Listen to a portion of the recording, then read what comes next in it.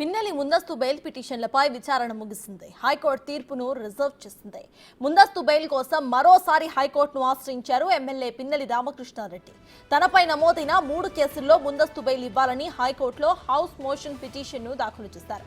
Mangalagiri, Karampudi, కండ్లకుంటలో పిన్నెలిపై FIR నమోదు చేశారు పోలీసులు. ఇప్పటికే ఈవీఎం ధ్వంసం కేసులో ముందస్తు బెయిల్ మంజూరు చేస్తూ ఏపీ హైకోర్టు బెయిల్ ను ఇచ్చింది. ఇక బెయిల్ ఇచ్చిన అజ్ఞాతంలోనే ఉన్నారు మాచర్ల ఎమ్మెల్యే. తాజాగా తనపై నమోదైన కేసుల్లో బెయిల్ ఇవ్వాలని పిటిషన్ వేశారు.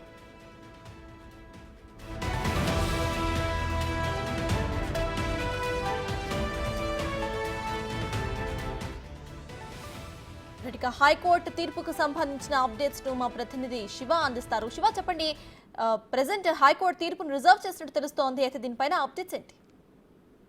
మార్చిలో ఎమ్మెల్యే పిన్నెలి రామకృష్ణారెడ్డిపై కూడా ఎన్నికల రోజు ఆ తర్వాత జరిగిన విధ్వంసాలకు సంబంధించి కూడా ఏపీ పోలీసులు మొత్తం 7 కేసులు నమోదు చేశారు. దీంట్లో 3 కేసులకు సంబంధించి కూడా హత్యా ప్రయత్నం కేసులు నమోదు చేయడం జరిగింది. ఈ 3 కేసుల్లో తనకు ముందస్తు బెయిల్ ఇవ్వాలని చెప్పి కూడా ఏపీ హైకోర్టులో నిన్న సాయంకాలం హౌస్ మోషన్ పిటిషన్ దాఖలు చేశారు మార్చెల్ ఎమ్మెల్యే. దీనికి సంబంధించి కూడా ఈ రోజు ఉదయం విచారణకు సేకరించిన ధర్మాసనం ఇందాక విచారణ చేపట్టింది. ఎన్నికల తర్వాత జరిగిన అల్లర్లపై ముందస్తు బెయిల్పై కూడా ఇరు వర్గాల వాదాలు విన్న న్యాయస్థానం కూడా తీర్పును రిజర్వ్